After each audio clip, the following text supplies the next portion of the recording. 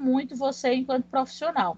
Se você tiver uma supervisora que lhe dá assistência, mas que seja bem exigente, você vai evoluir muito. Você vai se aborrecer demais com ela, vai se estressar bastante, mas ela vai fazer com que você melhore muito a qualidade do seu trabalho. Porque quando a gente é acompanhado, cobrado, a gente sempre acaba rendendo. Por mais que a gente fique bravo, se zangue, mas a gente acaba fazendo um trabalho de qualidade melhor. Já se for um supervisor mais relapso, você vai ver que você, consequentemente, também vai relaxar em alguns aspectos. Né? Então, essa questão de como vai ser trabalhado na escola onde você vai ministrar, também vai lhe ajudar. Né? Vai fazer com que você observe, que você tenha um pouco mais de cuidado, que você elabore a sua avaliação com um pouco mais de cuidado.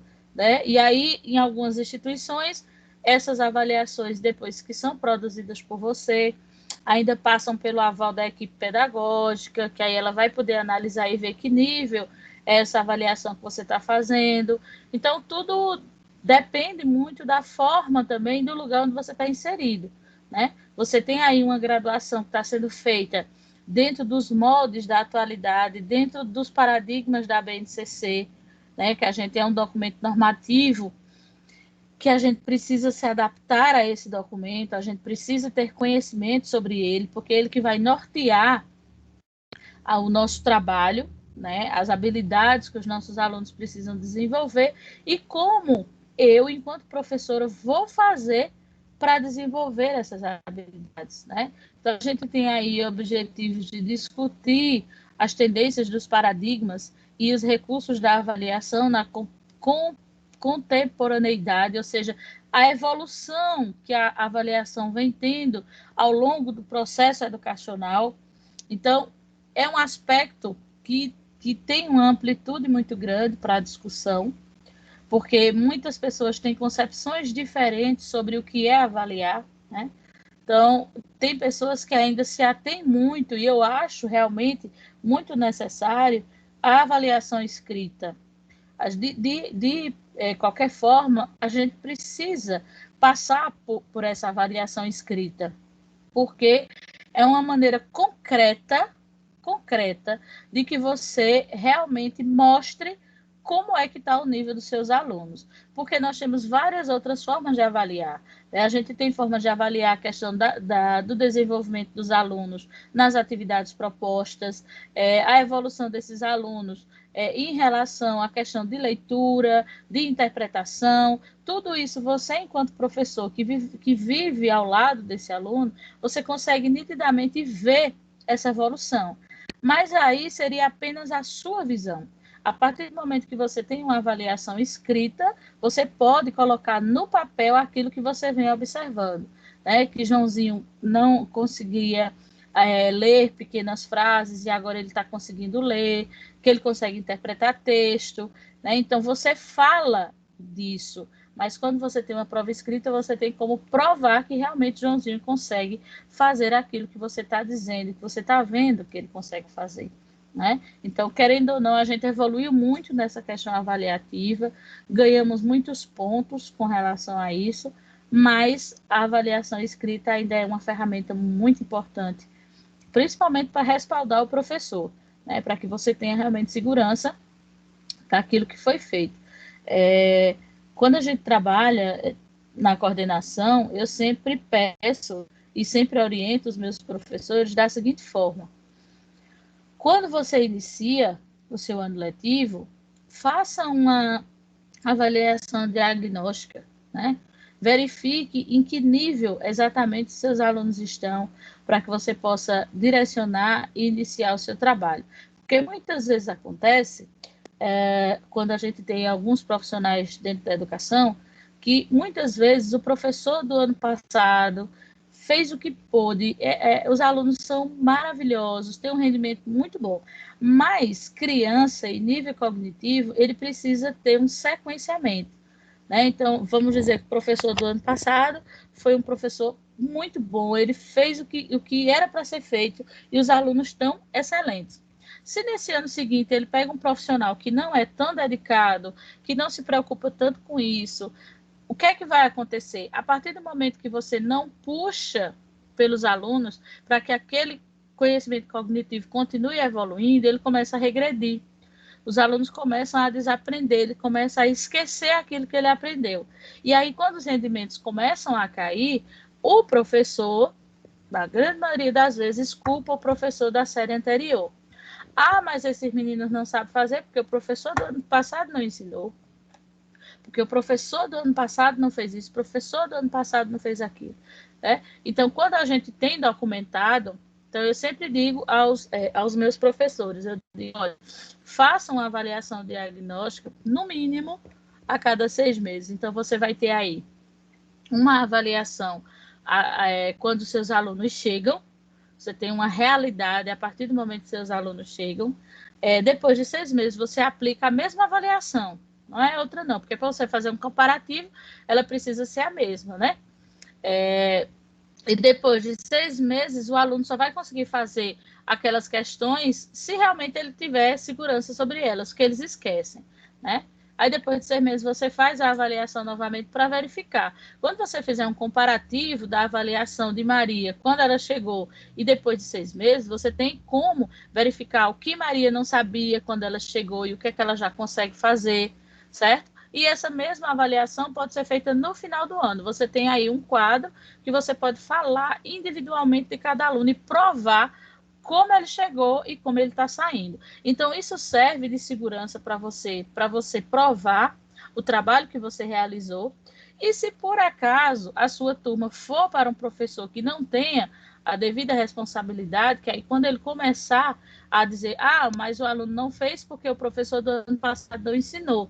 E aí você tem um documento que diz, não, olha, ele saiu da minha sala sabendo.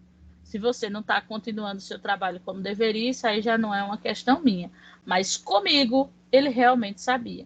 Então, é isso que eu sempre demonstro. Querendo ou não, a avaliação escrita, ele é um documento que acoberta o professor, que deixa você documentado sobre o trabalho que você desenvolveu durante um ano letivo, né?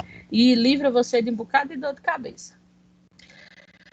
Compreender o significado e o processo de avaliação no contexto do sistema da escola, né? Então, esse processo avaliativo precisa estar inserido dentro do projeto político-pedagógico da escola, como esse processo avaliativo é feito, como a escola vai proceder com aqueles alunos que não conseguem se desenvolver adequadamente nas avaliações que são propostas, quais são os projetos de intervenção que vão ser realizados. Então, tudo na escola precisa estar interligado, né? Voltado sempre para a questão da aprendizagem dos alunos, que é isso que perpassa os muros da escola.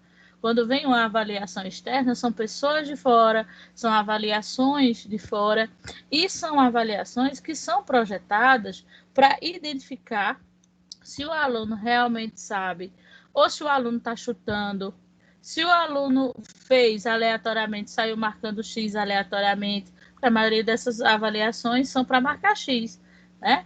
Então, como é que ele vai saber realmente qual é o nível do meu aluno, se ele realmente sabe ou não, se ele simplesmente marcou X aleatoriamente? Então, tudo isso eles têm condição de identificar na avaliação. Analisar a trajetória da avaliação e a evolução do seu conceito, né? Que é o que eu venho falando, ela vem evoluindo, ela vem melhorando ao longo dos anos, né? Na educação, a gente teve uma melhoria muito significativa na questão avaliativa, na forma como as pessoas compreendem a forma como se avalia. E a cobrança também faz muita diferença. Então, muitos professores hoje têm um pouco mais de cuidado com relação à forma como você vai avaliar, tem sempre aqueles simulados que você vai trabalhando para exercitar com esses alunos, né, toda essa questão. E aí eu pergunto, quem é que faz essas avaliações externas? Ou seja, quais são os alunos que realizam essas avaliações externas? Então, a gente tem aí os alunos do 2º ano, né, do 2º e do 3º ano do ensino fundamental. Aqui faltou o 5º, que os alunos do 5º ano também fazem. Porque o que a gente avalia aqui é início e fechamento de ciclo. Nós temos o 2º e o 3º ano, que o foco dessas duas avaliações é observar como está a questão do letramento linguístico dos alunos. Como é que esses alunos estão lendo, como é que esses alunos estão interpretando, qual é o nível que eles estão, que nível de letramento eles estão. Então, no segundo e no terceiro ano, o foco da atenção é na leitura. Quando a gente chega no quinto, que tem a avaliação do quinto ano, por quê? É o fechamento daquela modalidade, né, que é o ensino fundamental 1, ele está fechando aquela modalidade para iniciar uma outra. Lá ele avalia não só a questão do letramento linguístico, como a questão matemática também, né?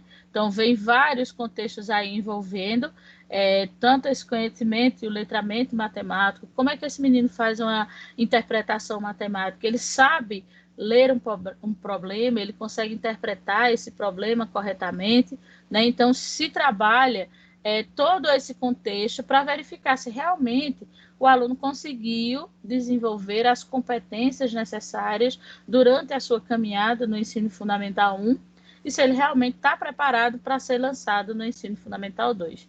Veja que no ensino fundamental 2, que é do sexto ao nono, ele só vai ser reavaliado novamente no nono ano. Então, se dá aí um prazo, né, para que o aluno desenvolva esse conhecimento. Então, ele tem o sexto ano, que é, querendo ou não, um apanhado de tudo que foi trabalhado no quinto ano, no ensino fundamental 1, e a partir do sétimo é que ele realmente começa a degustar esses conteúdos que são realmente do ensino fundamental 2. Então, ele tem aí o sétimo, o oitavo e o nono para aprender esse contexto, para desenvolver essas habilidades. No nono ano, ele é avaliado, né? Para ver como é que ele está saindo dessa modalidade para ser lançado no ensino médio, né? Aqui, nós temos a terceira e a quarta com relação à questão do ensino médio, mas nós só trabalhamos com a terceira etapa dessa avaliação, que é a avaliação realizada no terceiro ano do ensino médio, que é onde os poderes estaduais, né, analisam como é que os nossos alunos estão sendo lançados no ensino superior, certo? Como será o nível desses alunos que estão sendo inseridos no ensino superior, né? E aí a gente observa que também temos uma avaliação no ensino superior, que é o ENAD. Alguém de vocês sabe o que é o ENAD?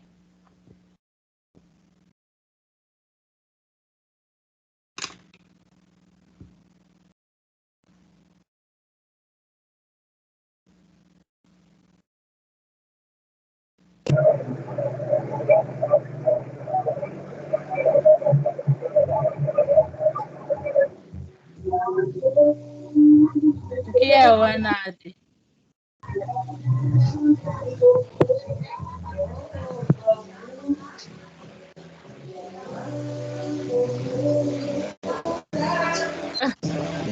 Alguém sabe o que é o ENAD? É alguma. Vá, volte aí, que eu estava ouvindo brega seu, vá.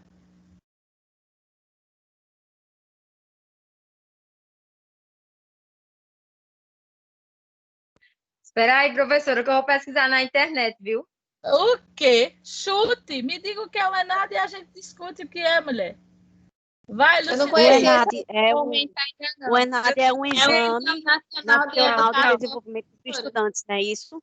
Eita! Que avalia a evolução dos estudantes, dos concluintes, dos cursos de graduação, não é isso? Eita! Que menina afiada! Sim, o ENAD é justamente a nossa avaliação, é a avaliação dos ensinos superiores, né? E o ENAD ela tem um poder muito grande Com relação à faculdade, do mesmo jeito, lembra que quando a gente conversou, eu disse a vocês que todas essas avaliações externas que são feitas nas escolas, elas têm um peso muito grande, uma importância muito grande, porque é a partir delas que vem verba e etc. para o andamento da escola. Já quando a gente fala do ENAD, o ENAD refere-se ao nível que os alunos estão naquele curso. Né? Se eu não me engano, eu mandei para vocês recentemente uma arte que fala que a nossa instituição, a instituição Unopar, ela tem uma das melhores notas no ENAD com relação ao curso de pedagogia. Né? Então, de onde vem essa nota? Quem é que é responsável por essa nota? São os nossos alunos de pedagogia, porque todos os cursos são avaliados. Como é que o ENAD funciona? O ENAD ele é uma avaliação que vai medir o nível de conhecimento dos alunos de determinados cursos das instituições. Se eu não me engano, o ENAD é trimestral, ele é feito a cada 3 anos. A cada 3 anos ele é feito e são sorteados cursos. Ou seja, não é todo ano que a gente vai fazer a avaliação de ENAD no curso de pedagogia. Certo? Então, a cada ano são sorteados cursos. Vamos dizer que foram sorteados os cursos de Direito e os cursos de Pedagogia e Matemática, vamos dizer, né? Esse ano. Então, todos os alunos e todas as faculdades que disponibilizam esse curso, né, de Direito, de Pedagogia e de Matemática, todos os alunos de todas as instituições públicas e privadas vão fazer a avaliação. Vão fazer o ENAD. E o ENAD ele vai avaliar qual é o nível desses alunos, ele vai dar uma nota à instituição. Caso a nota seja abaixo de 3, se eu não me engano. Caso essa nota seja abaixo de 3, a instituição precisa reformular o curso, buscar aí meios e métodos de melhorar a qualidade do curso ofertado. No ano seguinte, ela é reavaliada. Se ela não conseguir melhorar a nota dela no ENAD, o curso é fechado na instituição. Né? Então, é uma avaliação que a instituição ela tem um receio muito grande. Então, é por conta do ENAD que a gente começa a fazer os desafios nota máxima. E aí eu quero perguntar a vocês já foram atrás do desafio nota máxima? Quem foi que já fez aí o seu questionário do desafio nota máxima? Eu já fiz alguns já. Muito bem, olha aí que menina eficiente. O desafio eu não fiz, não, porque eu sou apta para a segunda. Meu ambiente só está liberado daqui para a segunda. O desafio nota máxima. O desafio nota máxima, vocês têm aí, ele está aberto desde o dia 10 de agosto, nós já temos há 11 dias que ele está aberto. Vocês precisam entrar, fazer o cadastro. Esse primeiro momento que vocês entram no desafio nota máxima, tanto o login quanto a senha é o CPF de vocês, e ele vai te encaminhar para um questionário. É um questionário de tudo que foi trabalhado até o momento no seu curso de pedagogia.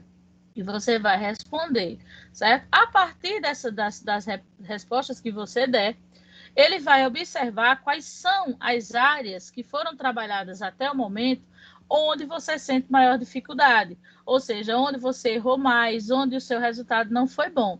E aí as suas listas de exercício, que vão vir semanalmente, vão estar disponíveis semanalmente no seu ambiente, elas vão ser geradas de acordo com os seus erros, para que você possa melhorar justamente essa parte onde você não tem tanto domínio. Né? É uma preparação anual que é feita para que você se desenvolva e tenha um bom resultado no ENAD. Aí a gente vê aqui que nós temos avaliações nacionais e regionais, né? E avaliações estaduais e municipais, trabalhando a contextualização curricular. Essa nova normativa da BNCC, todas essas questões vêm trabalhadas e inseridas dentro dos parâmetros da BNCC. Toda a questão do MEC, né, são produzidas, avaliadas e corrigidas pelo MEC. Né? O que fazer como fazer e quem deve fazer essas avaliações, né? Quem são os sujeitos? Quem são as pessoas que são avaliadas? Então, as avaliações são feitas primordialmente pelos alunos, né? Porque é a partir deles que a gente analisa várias questões, mas nós temos também um questionário que é feito tanto para os professores quanto para o gestor da escola. Então, de certa forma, eles também são analisados, né? Então, nesse questionário de professor e gestor, ele tem uma noção geográfica da instituição, né? Qual é o nível dessa instituição, o que é que você tem dentro daquela instituição, que aí ele vai, obviamente, classificar, né, essa instituição como uma instituição de classe baixa, de classe média, de classe alta, de acordo com as respostas que são colocadas dentro dos questionários dos professores, gestores e também dos alunos. Existe aí, no final dessas avaliações, alguns questionários que os alunos ficam bem zangados para poder responder, porque são perguntas que eles não entendem. Por exemplo, pergunta se na casa deles tem banheiro dentro de casa ou fora. Pergunta a eles quantos banheiros tem na casa dele, quantas televisões, quantas geladeiras, se eles têm empregada doméstica, né? E aí eles, para que o povo quer saber se na minha casa tem um banheiro ou tem dois banheiros? Por que é que eles querem saber se o banheiro da minha casa é dentro de casa ou fora de casa? Então, eles não conseguem entender o porquê dessa informação. Porém, a partir daí, ele consegue identificar a estrutura financeira daquela criança. Por quê? A questão dos banheiros serem colocados dentro de casa já é uma coisa da atualidade. Quem mora em lugares mais antigos, em zona rural, em casas mais antigas, o banheiro era fora de casa, não era dentro. Né? Então, isso já demanda que aquela criança tenha uma estrutura bem mais abaixo, né? Então, se você tem, veja, dentro de uma casa que tem 2 geladeiras, isso já demanda aí uma observação, porque a gente muito mal tem uma, e às vezes dentro dela só tem água e ovo, né? Mas aí, quando você tem 2 geladeiras, já demonstra que você realmente tem um poder aquisitivo um pouco maior. Então, é a partir dessas perguntas que eles analisam qual é o nível financeiro daquela região, né? E vai fazer um estudo geográfico daqueles alunos. Vocês já tinham tido acesso a esse tipo de informação? Sabiam? Vanessa, eu creio que já sabia, porque já aplicou prova. Né? Mas você já tinha percebido, eu já tinha olhado, Vanessa, esse questionamento que tem lá no final? Eu já fiz, professora, essas provas. Olha, tá vendo? A minha mãe disse que era para eu mentir, que era para não cortar o Bolsonaro. Tanto medo que ela tinha. Isso mesmo. Olha aí, tá vendo? É toda uma máfia envolvida, tá vendo? Porque aí, querendo ou não, como eu disse a você, todas as perguntas têm um porquê, né? Então, se ele questiona e você coloca lá que na sua casa tem 2, 3 banheiros, 2, 3 geladeiras, ele diz, peraí, como é que essa mulher tem isso tudo e está ganhando Bolsa Família, né? Então, fica aí uma questão, uma disparidade. Então, tudo Agora, tem um ele porquê. é besta que vai botar o que tem, tudinho, né? Mas aí, no caso, veja só, quando às vezes é questionado, são questionados a menino do 5º ano, a menino do 9º, então eles não têm noção dessas coisas, entendeu? É diferente de quando a gente faz esse questionamento no Enem, por exemplo, que aí eu estou falando com pessoas adultas, mas quando esses questionamentos vêm para um menino do 5º ano, você acha que ele vai pensar nisso? Não vai. Ele vai botar o que realmente Quem tem. esperto, viu? Já sabe mentir, tá, mãe? Aí, quando eu fiz essa prova, já foi no 9º ano, viu? Foi, mas a dos 5º hoje vem. Só não vem de 2º e 3º, porque eles são muito pequenininhos, muitos deles não sabem escrever. Mas a partir do 5º ano já vem. Perguntando. Agora, eu acho essas provas, quando é feita com o 2º, 3º ano, às vezes o aluno, a importância do professor trabalhar esse tipo de prova com eles é bem importante, porque tem aluno que às vezes sabe, é bem inteligente, mas na hora da prova se enrola, porque tem muita casca de banana. Aí, se ele nunca trabalhou esse tipo de prova, nunca fez um simulado, aí na hora da prova, mesmo ele sabendo, mas erra. Como eu disse a vocês. Diga lá quem quer falar. Esse desafio nota máxima é obrigatório fazer? É sim. Caça. Uhum. É sim. Na hora. Por isso que se fala com relação ao nível de avaliação que é preparado pelos professores. Porque se você trabalha ainda naquela base de questionário de o que é, você vai ver que a prova ela é muito elevada para esse tipo de padrão. Aí o aluno realmente ele pode saber, mas a formatação da prova, para ele, vai ser muito difícil. Então, ele não vai conseguir realizar. Por isso que eu disse a vocês lá anteriormente que é necessário que você tenha acesso a esse tipo de avaliação. Se a gente vai para a internet, a gente acha um monte de modelos, que aí por ela você pode montar as suas e ir trabalhando com seus alunos esse tipo de questão para que eles se acostumem. E aí, quando a avaliação chegar, porque você precisa ter em mente que já é muito difícil para ele, porque vai ser uma pessoa diferente, não é a professora dele.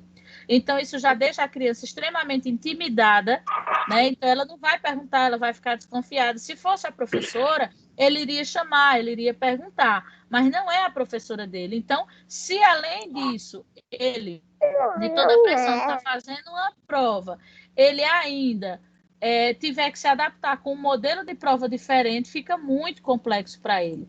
É por isso que precisa ser analisado, ser observado justamente o nível da elaboração dessas provas, certo? Aí veja, o que se analisa, né, dentro dessas avaliações? A gente tem aí a escala de proficiência, que orienta o trabalho do professor com relação às competências que seus estudantes desenvolveram. Indica o grau de conhecimento, o grau de desenvolvimento das habilidades para os estudantes alcançarem determinado nível de desenvolvimento. A escala de proficiência trabalha com alguns padrões que trabalha o nível elementar, o nível básico, o nível elementar e tem outro nível. São 3 níveis que são trabalhados na escala de proficiência. E esses níveis, eles têm aí um grau de habilidades a serem desenvolvidas, certo? Então, o nível básico é o mais baixo dos baixos que tem. Então, ninguém quer ficar no nível básico. A gente fica entre elementar e desejável, lembrei. Então, quando nossos alunos estão ali entre o elementar e o desejável, então significa que ele está se desenvolvendo. Agora, o nível básico é quando ele está muito, muito fraquinho ainda. E aí a gente sabe, pronto, quando a gente trabalha essas escalas de proficiência, você vai saber. Pronto, a criança que está no nível básico, ele sabe isso aqui. A criança que está no nível elementar, ela sabe isso aqui, né? E no desejável. Então, por isso que existe esse controle, a avaliação ela mede tudo isso e vai classificar os seus alunos. Então, é muito interessante esse cálculo que eles fazem, porque aí ele faz aluno por aluno. É muito interessante a matemática utilizada para desenvolver toda essa escala de proficiência, porque vem a turma da professora Raquel, aluno por aluno, qual é o nível, em que nível eles estão. Então, você tem um espelho claro dos seus alunos e você também tem, para a direção da escola, um espelho muito claro do seu trabalho, né?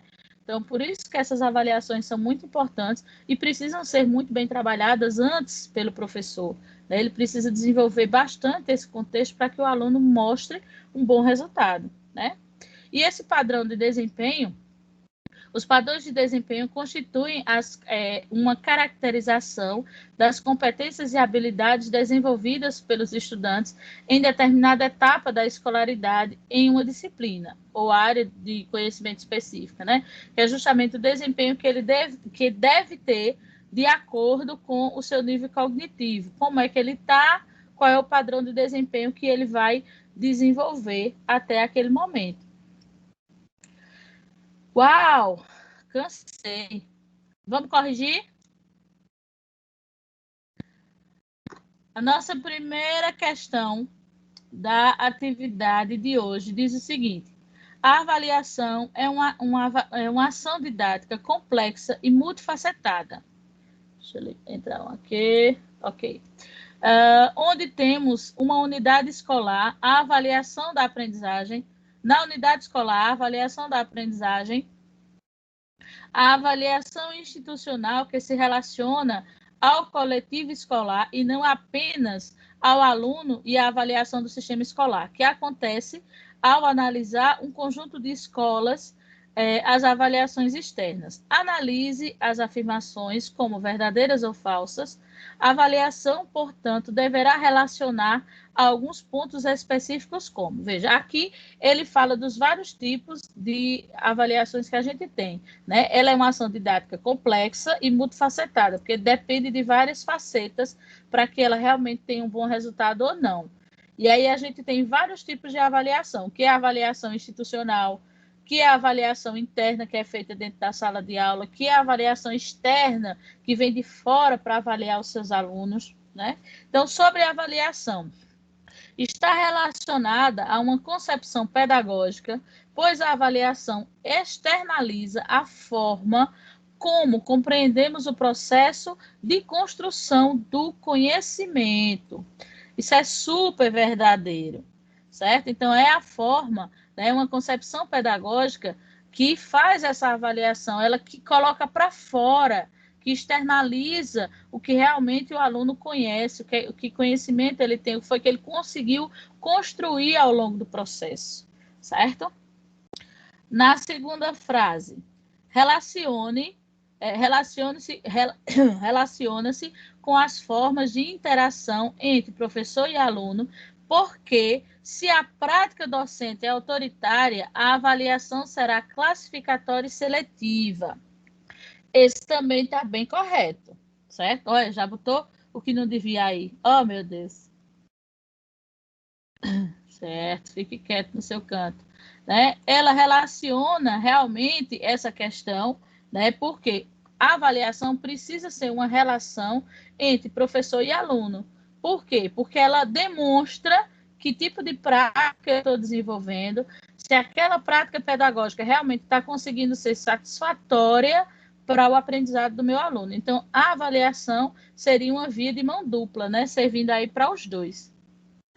A avaliação deve ocorrer apenas como uma ação pontual, como provas mensais e bimestrais. Isso aqui não precisa ir muito longe para saber que está errado, né? A avaliação ela não ocorre apenas, olha, onde é que mata o negócio? Apenas como ação pontual, ou seja, para dar ponto ao aluno, para dar nota ao aluno, né? Acontecendo mensalmente ou semestralmente. Não, essas daí são avaliações escritas e que o prazo pode ser flexível aí, né? Mas não pode ser apenas esse método, não pode ser apenas essa forma de avaliação que o professor trabalha.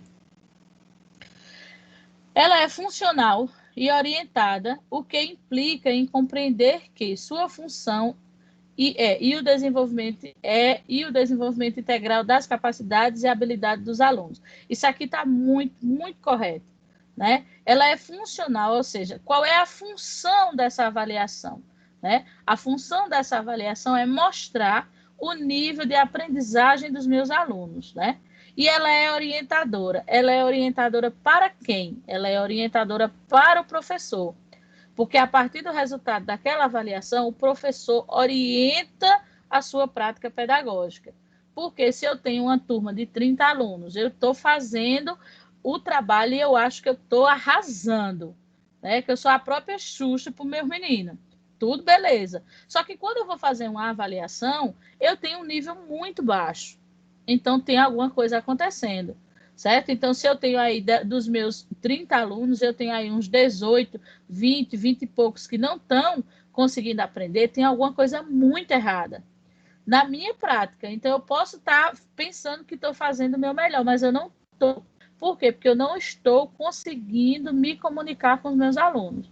Porque se eu estivesse, eles estariam com um resultado melhor do que esse, né? Então, tem aí alguma coisa errada, então ela serve de orientação para direcionar o trabalho do professor, né?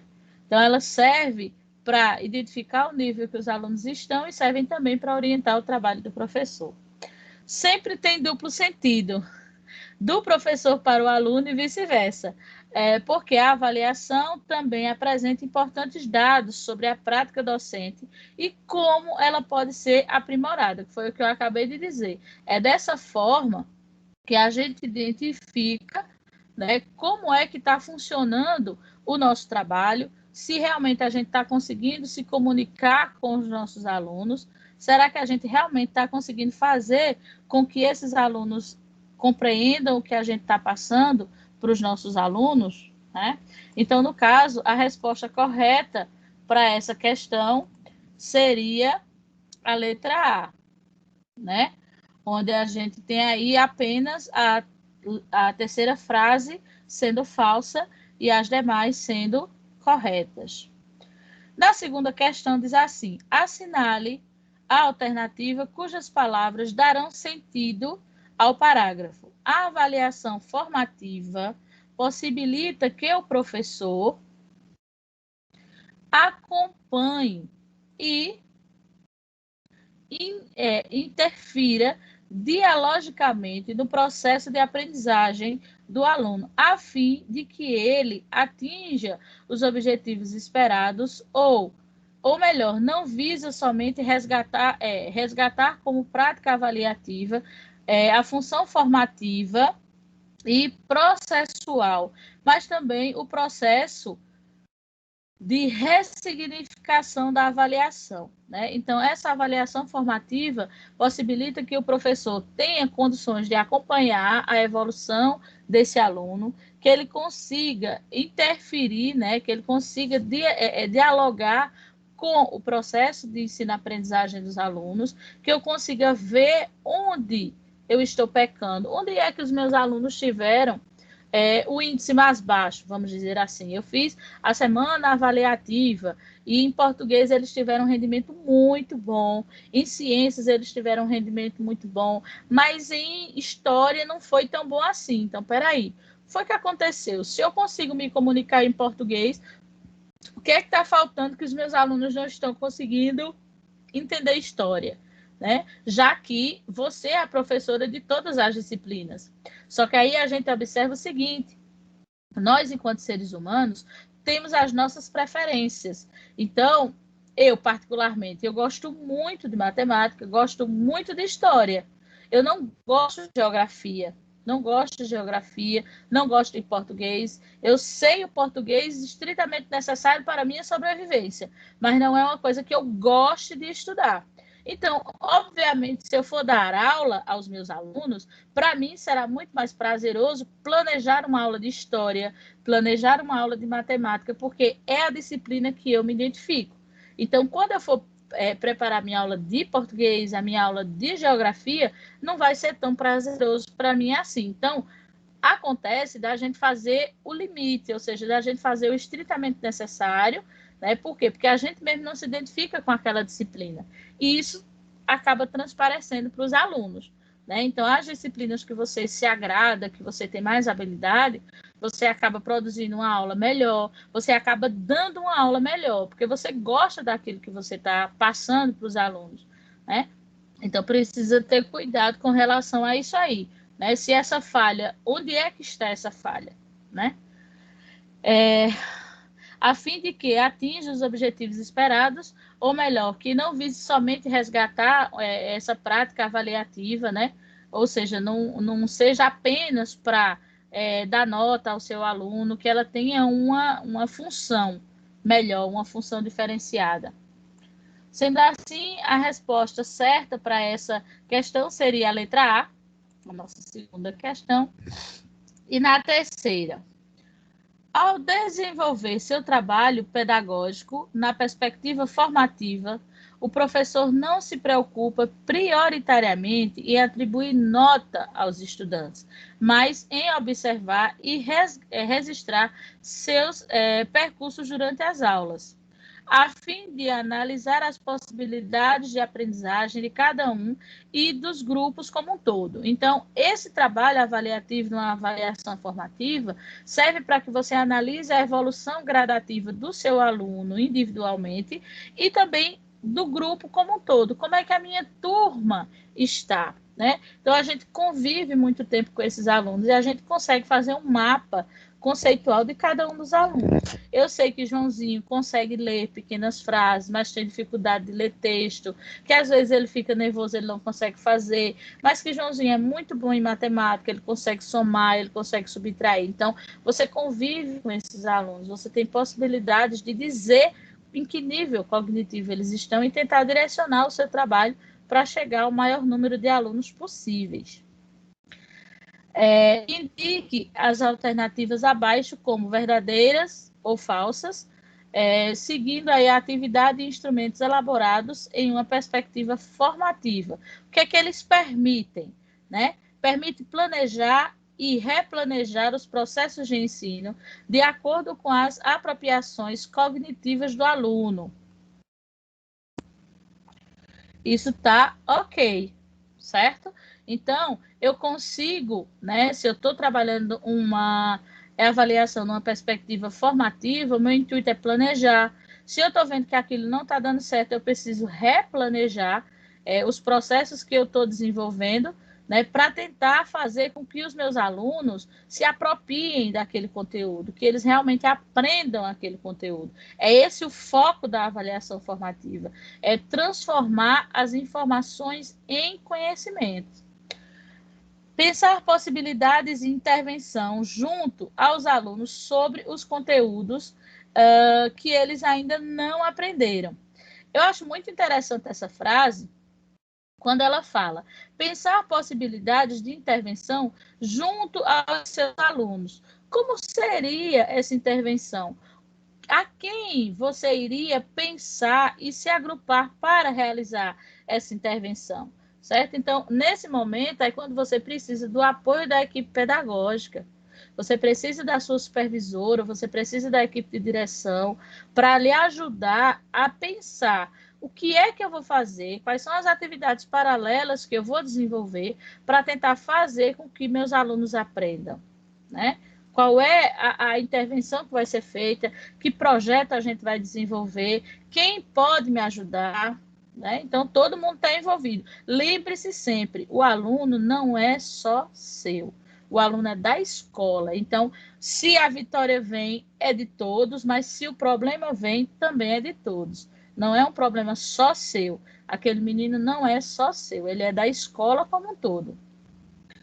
Colher informações periodicamente sobre a aprendizagem dos alunos seria necessário, por quê? Porque aí a gente faz um acompanhamento constante sobre essa evolução, certo? Aí você pode me dizer que informações seriam essas? Onde eu iria colocar essas informações? Essas informações a gente já colhe observando os nossos alunos, e muitas vezes não precisa anotar nem fazer relatório, não. Só a questão da vivência mesmo, a gente vai analisando a evolução, o desenvolvimento daqueles alunos em determinadas situações propostas em sala de aula. Documentar de forma múltiplas e alternativas os avanços nas aprendizagens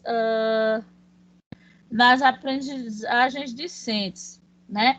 Ou seja, como é que você vai documentar essas questões? Você pode documentar essas questões através das avaliações escritas, você pode documentar essas evoluções através de uma apresentação que seu aluno faça, que você filma, que pode ser para o grande grupo ou pode ser só para a turma mesmo, certo? Você fazer um feedback. Só se eu fosse fazer uma avaliação, se eu fosse documentar essa avaliação, só era necessário eu analisar um vídeo de vocês que eu ainda tenho aqui guardado, da nossa primeira apresentação do portfólio e a última que foi realizada, para a gente ver a evolução de vocês a olhos vistos, né? Então, esse tipo de coisa.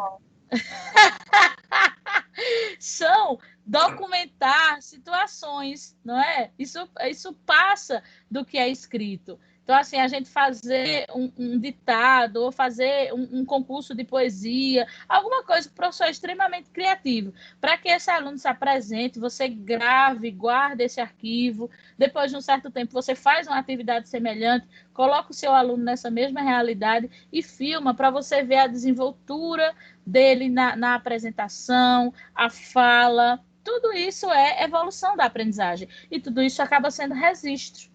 né? É uma forma de você documentar essas questões.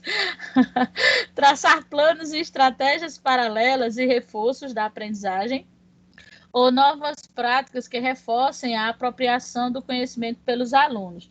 Isso daqui eu acabei de falar anteriormente, né? Quando você vai pedir realmente ajuda à equipe, né, que está ali à sua volta para te dar suporte, com relação a planos, projetos, atividades, o que vai ser feito com aqueles alunos que eu não estou conseguindo chegar, que eu não estou conseguindo fazer com que eles aprendam na mesma velocidade que os outros, na mesma habilidade que os outros, né? Então, são maneiras aí que a gente precisa, em conjunto, trabalhando com todo mundo, verificar tudo isso.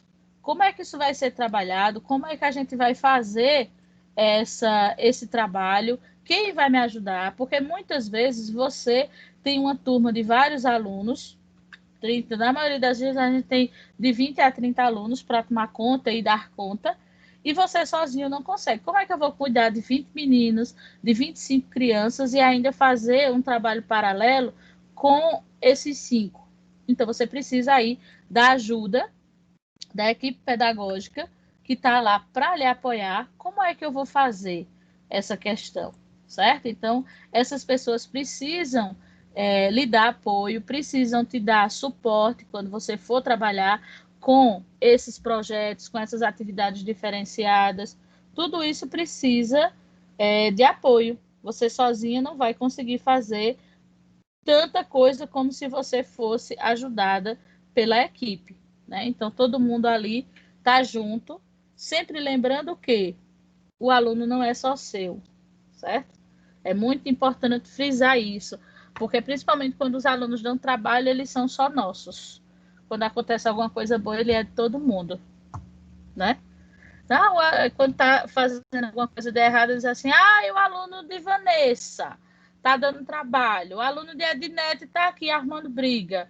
Mas se o aluno de Ednete ganhar um prêmio no projeto Ler Bem, aí o povo não vai dizer que o aluno é de Ednete, vai dizer que o aluno da escola ganhou um presente, ganhou um prêmio.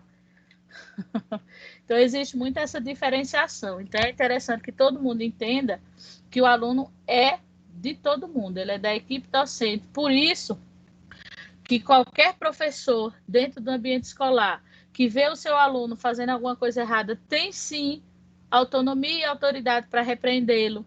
Tem professor que não gosta, está errado. Está errado.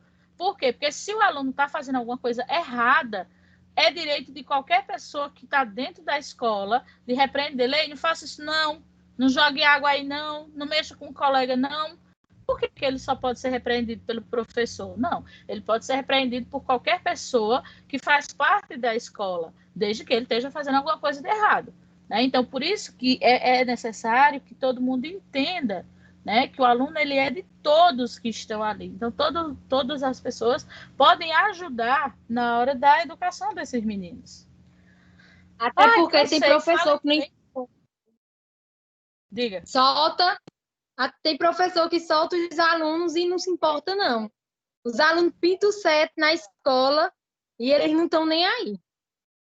E ainda se zanga quando alguém reclama. Quem reclama, exatamente. Pois, ó, quem quiser se zangar, que se zangue. Pois se eu ver um menino fazendo uma coisa errada, quem mais dá um carão e fala uma careta sou eu. Quem quiser se zangar, se zangue. Então, se você não quer que seus alunos sejam repreendidos, mantenha todos eles perto de você. Né? Que isso aí também não é possível de ser feito. Por quê? Porque todo mundo está ali para educar. Você é educador. Se o aluno está jogando um lixo no pátio da escola e você está vendo, por que você não vai dizer, ei, pegue, vai jogar lá na lixeira? Que aí não é o lugar de jogar? Por que você não vai repreender ele? Não, está errado. Né? O aluno, ele é da escola. Né? Então, a direção, o vigia, todo mundo que está lá. Até porque se acontecer alguma coisa com esse menino, todo mundo paga o pátio junto, né? Então, é necessário que se responsabilize, que todo mundo entenda as responsabilidades de cada um. Bora, meu povo. Falem sobre a avaliação. Tô de gogó doendo já.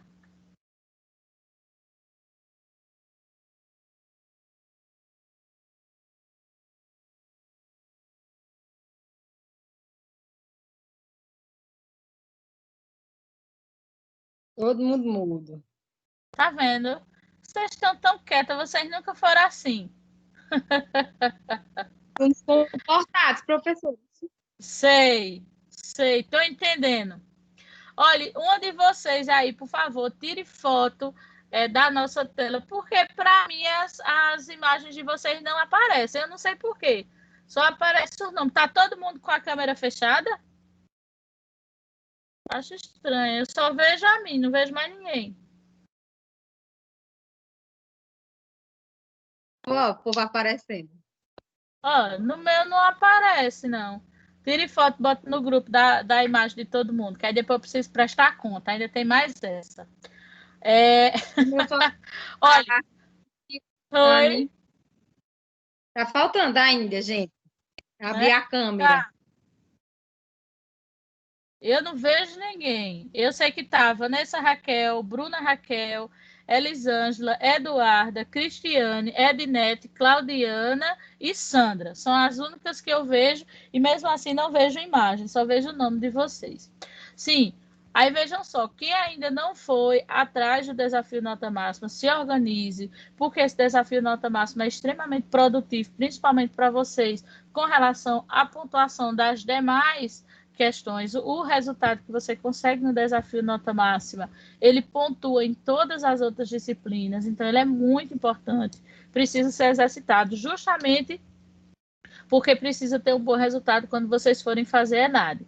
Eu não sei, preciso saber ainda se vocês têm avaliação de proficiência, que a avaliação de proficiência também é uma avaliação referente ao curso, mas eu não lembro se esse semestre vocês já têm, né? Vocês têm tudo esse semestre. Pois então a gente tem uma avaliação de proficiência que deve ser lá para novembro. Se nós tivermos presencialmente, ok, se não faremos online, eu acho. Igual os demais fizeram também. Mas temos tudo, minha gente. Esse semestre a gente tem tudo. O estágio de vocês é de 1º ao 5º, né? É. Pronto, ainda estamos aí aguardando o posicionamento. Tem um material que vai ficar disponível para vocês. Eu acho que eu falei com Maísa, ela disse que o material referente à questão do estágio vai estar disponível, parece que no dia 24 de agosto. Acho que lá para segunda, né? Hoje é 21. Acho que segunda-feira. Porque aí a gente precisa saber, né? Se a gente vai fazer ele realmente na modalidade à distância, como a gente fez outro, porque aí, se for, a gente já pode ir começando a ler os textos e ir adiantando. Olha aí a foto como ficou massa, tá vendo? A minha não pega, tá vendo? Eu postei a minha no grupo, vê que só aparece a letrinha de vocês, ó, não aparece a foto. Oh, my God. Certo, meninas? Mais algum questionamento?